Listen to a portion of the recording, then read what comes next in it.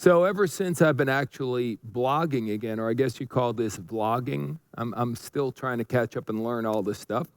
But anyway, ever since we started re-engaging all the folks who sign up for our blog, we've been getting lots of questions and, people contributing to what they'd like to learn, which is great. Please go ahead and do that. Please send questions. We're going to do as many of these videos as we can directly from the questions that people send in. So one of the questions I thought was a great one recently said, what was a typical day for you, meaning me? Mark, what was a typical day for you like back in the day when you were actively building your business? As if you don't know, I'm now a trainer, a full-time trainer. I've been director of training at World Ventures for 11 plus years.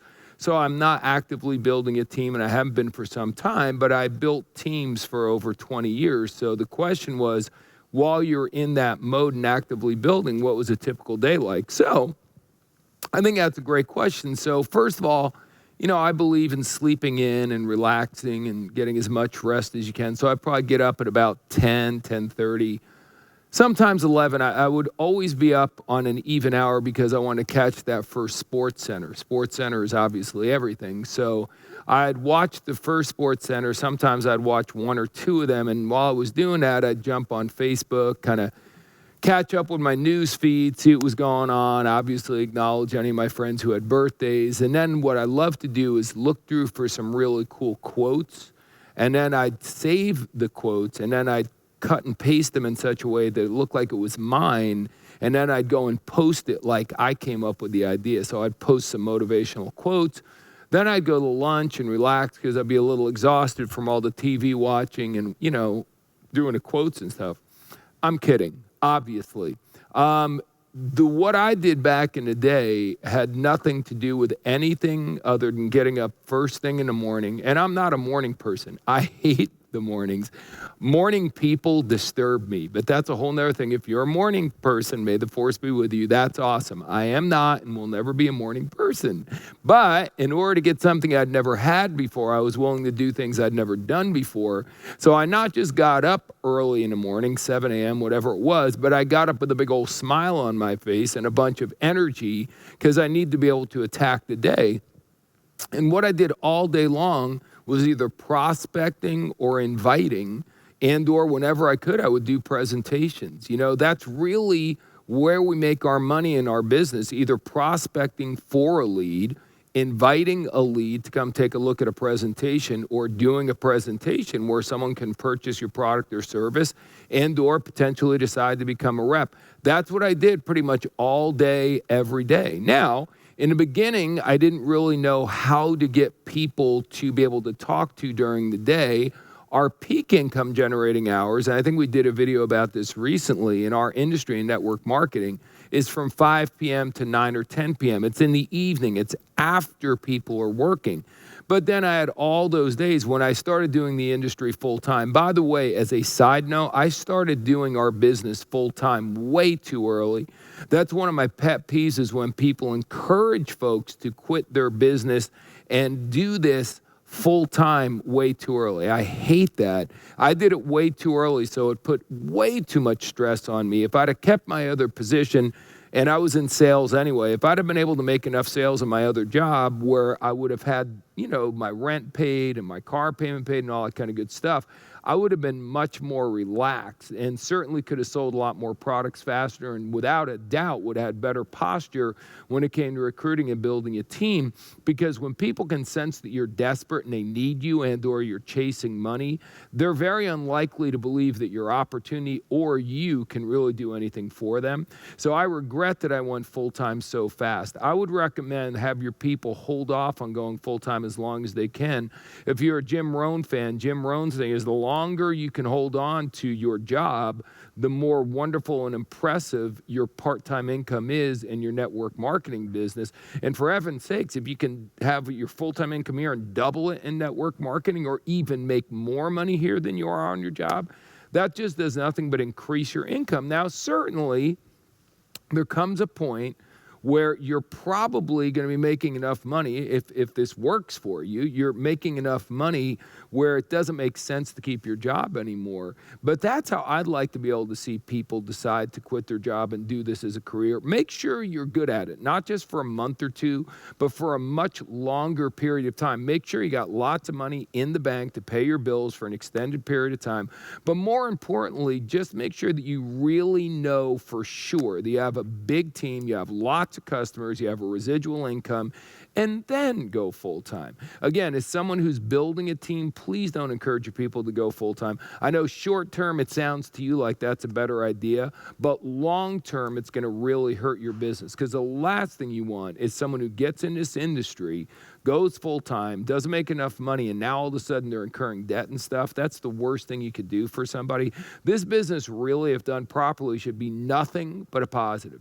Either you got a great product or service you're using you didn't know about before, or you're getting a great discount on it because you're a preferred customer, whatever the case might be, and or if you're building the business and you're making an extra $300 a month on top of what you were already earning, it's extra. You can say yes to your kids more frequently. You can pay down your credit cards faster. So again, if done properly, the industry is awesome. Sometimes there's people who are overzealous and they're trying to push things too fast, and you really just need to have a long-term mindset. We talk about that all the time. I talk about it all the time. That's what my mentor told me right up front. This is at least a 5-year commitment, and in reality, it's a lifelong commitment, because if you're going to really commit to anything, you got to commit to doing it until it works.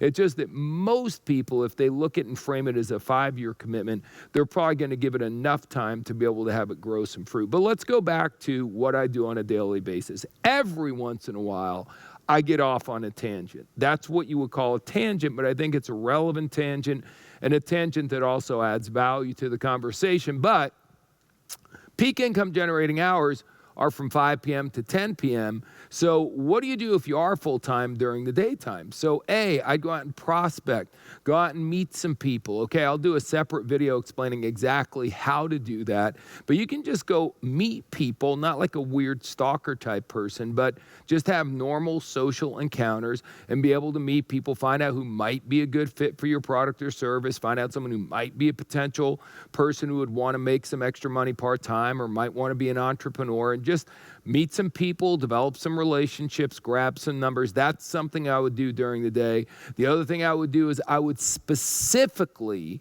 as I'm building a list and or as I'm working with people who are new and they're reaching out to their contacts and I'm working along with them, I would specifically ask them for people they know that do not work 9 to 5, people that might work shifts in a hospital or in a factory or something like that, maybe beauticians or someone who's off on a Monday or Tuesday all day long. Believe it or not, there's lots and lots of people that are free during the daytime. If you ask specifically for those people and those leads, you'll be surprised how many times you'll be able to get them. So I'd either be on the phone inviting as many of those people as humanly possible, and or even better, doing presentations for those people during the day. Now, if you do have things that you're going to do that are not your prime peak income generating activities, and those activities are prospecting, inviting, and presenting. Those are the things that make you the most money. But there are other things that you need to do. There's obviously some basic paperwork you need to do. You may need to read up and understand your policies and procedures effectively. You may want to go and find out more about your product or service and really become an expert in whatever field that might be. You might want to do follow up with people. You might want to do all sorts of things. So I recommend, if you have those things to do, then do them during your non-peak hours if you don't have someone to invite or present during that time. The more you invite and present, the more money is going to go in your bank account. The other things can get done whenever you're not able to invite and present. You need to prioritize doing those two things as much as you possibly can. One of the main things that I learned from my mentor right from the get-go, I got it at the first seminar. It made sense to me. It just hit me. Is we're not going to get wealthy by working hard. We're going to get wealthy by making things happen. We got to make things happen. See, on a job, we're so used to trading hours for dollars and having linear income. And in network marketing or in any business where you're an entrepreneur for that matter, it's not linear income. You're not trading hours for dollars. So you have to get results. You have to make things happen. So if nothing's going on, make something happen. Go up and talk to someone. Start a conversation. Call someone. We all have people that we really feel awkward calling. Oh my gosh, I love when people go, well, I have this guy, but I haven't talked to him in like 15 years. What should I do? What should I say to him when I call him? Call him and go, hey, Bob, it's Mark. I haven't talked to you in 15 years. Isn't that crazy? How have you been? Again, guys, I think a lot of you are looking for some professional scripting for contacting people. Just keep it real. Just be as real as you possibly can. Man, I haven't talked to you in so long. I just got involved in a new business opportunity. I was thinking of some dynamic people who either might be good prospects as customers and or might even want to do the business along with me. And bam, your name just popped right into my mind. And then I looked at it and I was like, wow, I haven't even had a conversation with you. What has it been, 10 years, 15 years? So let's just forget all that other stuff. How the heck are you? Are you married? Do you have kids?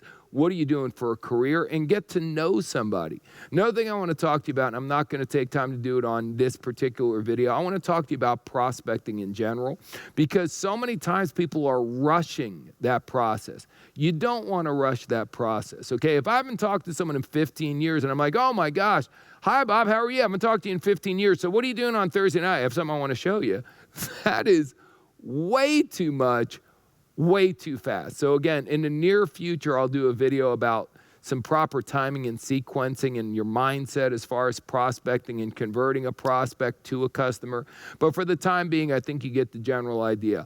I spent all day looking for customers. I was in either prospecting, inviting, or presenting, but I was really looking forward to my evening hours, because my evening hours is where I was really going to go to work. So for those of you that are trying to balance your time, make sure you have time to go to the gym and make sure you have time with your kids and stuff like that. Let me give you this advice. Because our peak income generating hours are from 5 till 9 or so, make sure you're doing as much of that other stuff during your non-peak income generating hours. So if you have to go in the gym, do it during your 9 to 5 hours. If you're really interested and want to have fun playing with your kiddos, then do it between those 9 to 5 hours so you can still do everything you're excited about doing. You just want to make sure you're doing it at the right time. So hopefully that makes sense. Again, please keep the questions coming in. Love this kind of stuff. I'm so blessed to have been so fortunate to have learned from such great teachers over the years, to have had so many wonderful experiences,